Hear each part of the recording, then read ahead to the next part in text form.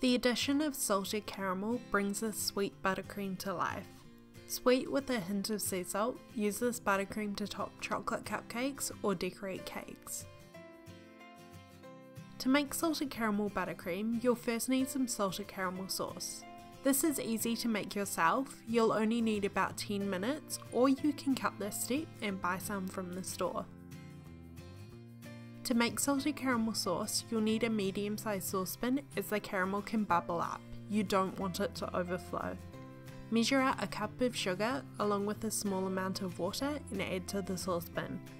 Place over medium heat and give the sugar and water a stir until the sugar starts to dissolve. Leave it to cook for about 8 to 10 minutes until it turns a deep amber shade. Watch it carefully as it can change very quickly. If you would like the full recipe for this salted caramel buttercream, it will be on my website as well as the full measurements listed in the information box below.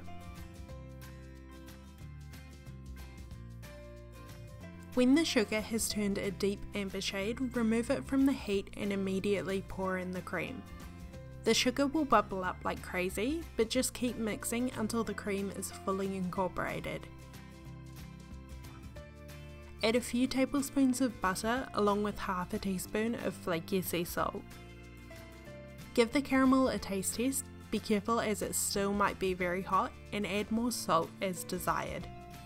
Leave the caramel to cool to room temperature before making the buttercream.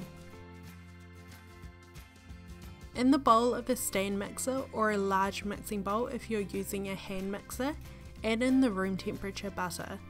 Make sure the butter is at room temperature as it will be very difficult to whip straight out of the fridge. Using a whisk attachment, whisk the buttercream on medium to high speed for about 5 minutes until it has become a very pale shade and almost doubled in volume. To make good buttercream, you do need a hand mixer or a stand mixer. It's very difficult and tiring to do by hand. The butter needs to be whipped. Doing this by hand will take you around 10 to 15 minutes of continuous whisking. If you do a lot of baking, consider investing in a hand mixer.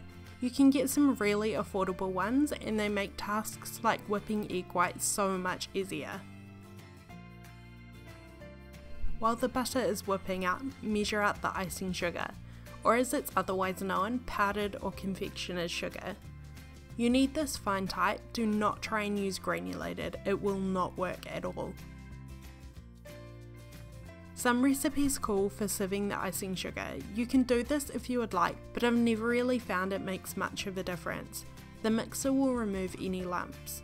Scrape down the sides of the mixing bowl a few times to make sure all the butter is whipping evenly. When the butter has become pale and doubled in volume, you can start to slowly add the icing sugar. I like to do this in thirds, scraping down the bowl each time and waiting until it's fully incorporated before adding the next lot. Just be careful to have the mixer on low speed so the sugar stays in the bowl.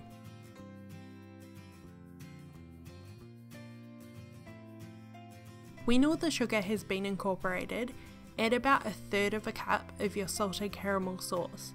Make sure it's cooled down to room temperature or it will melt the buttercream. Whisk the caramel in for about a minute or so until everything is well incorporated.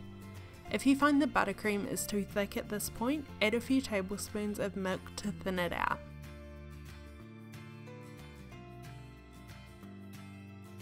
Pipe the salted caramel buttercream onto cupcakes or use it to decorate a cake. It'll keep in the fridge for about a week or in the freezer for 3 months. Just wait for it to come up to room temperature before using. Thank you for watching, I hope you enjoyed this recipe and I will see you in my next video.